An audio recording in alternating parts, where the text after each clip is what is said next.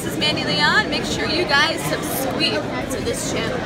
What's up, YouTube, and welcome to like a new series I kind of want to feel out on this channel. I guess you can call it like a rant series in a way. It's kind of like what MuscleManMalcolm Talk is, where I talk about wrestling news and stuff and then give my opinion, but this time I just want to give my opinion on something. Honestly, I have like no idea what I even want to call this series, if I actually make this a series or just like a one-off or like, you know, once every month or so kind of thing. If you guys can think of a catchy name for it, then put your comments down in the description, and the best comment will definitely be like the name of the series, and also I'll shout you out. But on Monday Night Raw, we saw a lot of things happen. For one, there's like a bunch of NXT call-ups, Raw and SmackDown. Paige came back. Jason Jordan is trying to stand up to Triple H, but really isn't. Then standing up to Braun Strowman, but really isn't. And the biggest thing, obviously, is what happened in the main event. Roman Reigns became the new Intercontinental Champion, defeating The Miz. It's easy to say, oh, just leave it on The Miz. I mean, well, The Miz is actually going to film a movie right now, and he's not going to be on television that often. And with the absence of Brock Lesnar, because he's a Universal Champion and he doesn't do weekly television, so you got to have a top champion on Monday Night Raw, and that would have been The Miz. But since he's not going to be here,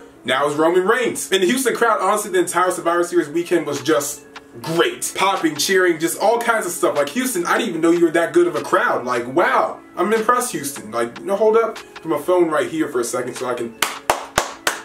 Good job, I don't have any pockets. NXT, Survivor Series, Raw, SmackDown, you guys were a very good crowd. Like, wow. The thing is, now Roman Reigns is the new Intercontinental Champion. He's a top champion on Raw when Brock Lesnar isn't there. I'm not even gonna lie, I'm slowly becoming a fan of Roman Reigns. I can't deny it. You know, he's kind of growing on me a little bit. After he won that title from Triple H like in 2016 at WrestleMania, he had those great matches with AJ Styles, but then again, who doesn't have a great match with AJ Styles? He made Jinder have like a 5-star classic. I don't know why. I mean, he beat my boy Rusev for the US title last year, but him as Intercontinental Champion, no. Oh, God, no. No, please. Before I get into like the negatives and all that kind of stuff, I'm gonna go over like the positive stuff. For one, Roman Reigns is the top guy in the WWE. We can all agree with that. Being the top guy in the company, he's definitely the #1 guy on Monday Night Raw. And when you put the one singles title that's, you know, available every single week on Raw, on Roman, then yeah, it becomes like the top title. And it definitely puts the Intercontinental Championship on a higher pedestal than it was before. Doesn't make the title more valuable, but it's definitely on a higher pedestal. I'll talk about that in a minute. And because you're top guy and probably most over guy right now because the Shield is back, everyone's gonna cheer the Shield. It's the Shield, they're great. When he has the title, he's gonna be main eventing Raw more often. He didn't mention how he's gonna do an open challenge for the title, which means you're gonna see a lot of really good matchups, maybe guys like Samoa Joe or Finn Balor. You can see Jeff Hardy versus Roman Reigns eventually when he comes back. But also, Monday Night Raw doesn't have another pay-per-view until the Royal Rumble, and that's the co-brand pay-per-view. So definitely Roman will probably end up defending his title on that show. Who knows? Might be Finn Balor. I mean, Vince doesn't want to put him in a Universal title match, sadly. I don't know why. So it could be against someone like Balor. Who knows? I think Elimination Chamber is next for Monday Night Raw. You can probably assume that Roman's probably going to end up being that Elimination Chamber somehow. And he's going to go on to face Brock Lesnar at WrestleMania for the Universal title, as we all know that he's probably going to win it there. And what does that do for Intercontinental Championship?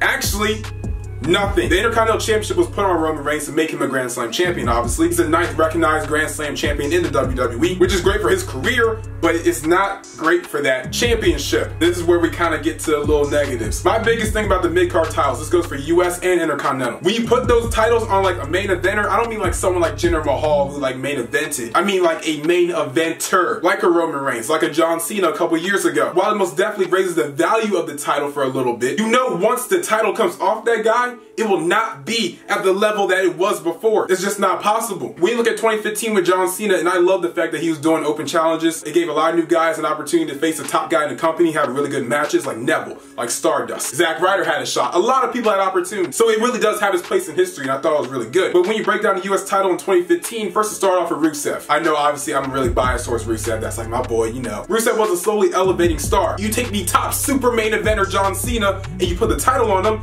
yes, that makes the title way more important than it was before. When John Cena was showing up on the Today Show, he would bring the title with him. And that's a title that I know a lot of mainstream people don't know about because it's not the WWE Championship. That's the belt that, you know, really matters. It really gave the title some mainstream feel, and that's great. But look what happened to US title after John Cena lost it. Sure, a lot of talented guys had opportunities for it. Even Xavier Woods had a title shot. A lot of guys had opportunities, which was great. But once that title came off of Cena, when Alberto Del Rio returned and won it, it went back to being just a title. That's where I stand on the US title and Intercontinental title. Like, if you're gonna put it on someone, it needs to be an upper mid-carder, like someone that can fluctuate between the main event and upper mid-card, like an AJ Styles, like a Kevin Owens. Yes, both those guys are main eventers in the WWE, but we're talking about like that level of super main eventer, like a Roman, then a main eventer, like a Nakamura sometimes, or an AJ Styles, like a Kevin Owens, those kind of people. Not insult to them, because they're all extremely talented. I think AJ Styles is honestly like the modern day greatest wrestler ever, like a Shawn Michaels, like a Bret, like a Ric Flair, or people like that at main event, but aren't like super main eventers. When John Cena lost that US title and went to Del Rio, it became, you know, nothing. Like, he defended against Jack Swagger at TLC. I know a lot of people don't even remember that match. And then what happened after that, it just went to Kalisto out of nowhere on Raw. They traded right back to Del Rio the day after. Then comes Royal Rumble pre-show. At one point, the US title was in the semi-main event of SummerSlam 2015. It was on the pre-show of another Big Four pay-per-view to just switch hands again right back to Kalisto. It's more of an insult to like the WWE creative, the WWE booking. It's just so, here's a glass ceiling, you can make it through if we like you. And we don't have to really like you,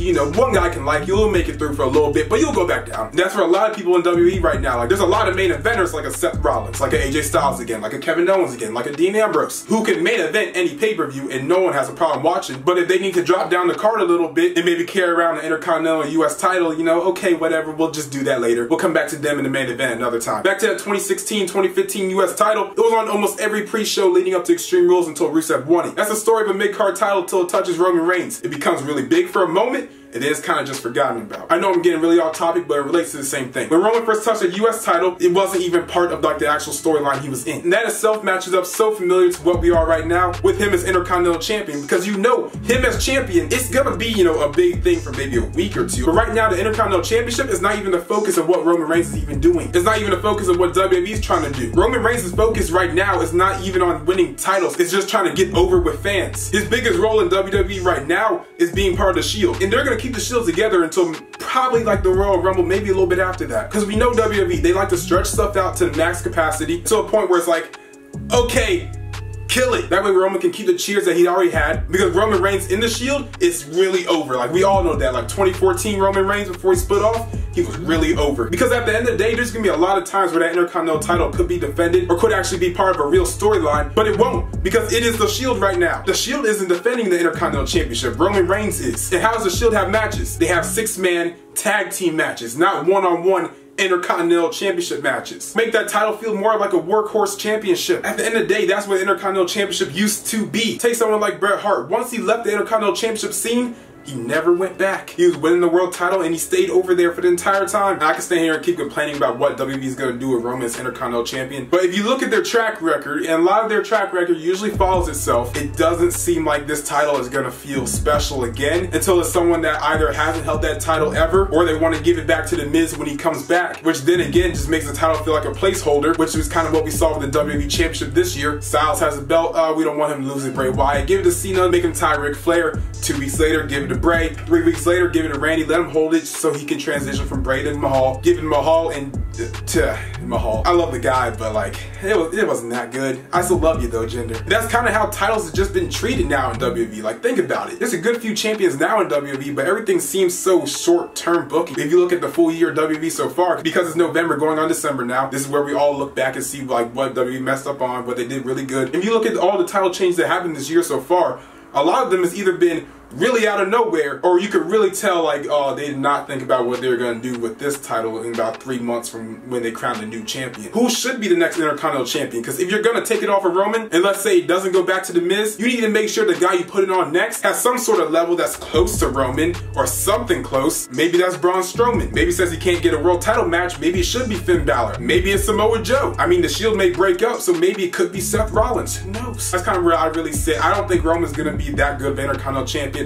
Honestly, I don't think he's going to even be a good Intercontinental Champion. It's not hate on Roman, because I don't even mind the guy. Like, he's just like alright to me now. It's just taking the track record of WWE, you look at it, you're like, well, this is what they've done before. I mean, look at the year 2017 if you want something that's really recent. Can you put on your hand 5 champions that you think were actually booked to the best ability possible? I'll give you a couple good ones off the top of my head. So, Asuka's NXT Women's Champion. Usos a Tag Team Champion. And Neville's Cruiserweight Champion. He did really good. Look at every single title change this year. And tell me they had some type of long-term decision with these guys, because they didn't. Every title change this year has been made by got short-term booking, and then maybe like a week or two after they're champion, the aura kind of fell off. You didn't really know what they were gonna do with them. And then eventually they just hot potato the title around until they can find something to do. This is kind of like a Roman rant, but also like WWE titles in general rant. I just think their booking this year of championships and how they change hands and like what they do with them after has been absolute trash if you really think about it. But tell me what you guys think in the comments down below. I just want to hear you guys' opinion. Also, if you have like a name for this series that you want to call it, go ahead and put it in the comments down below. Whoever has the best one, in my opinion, I'm going to use, obviously, and I'm going to give you guys a shout out. So thank you guys for watching the video. If you really enjoyed it, make sure to like, comment, share, and always subscribe.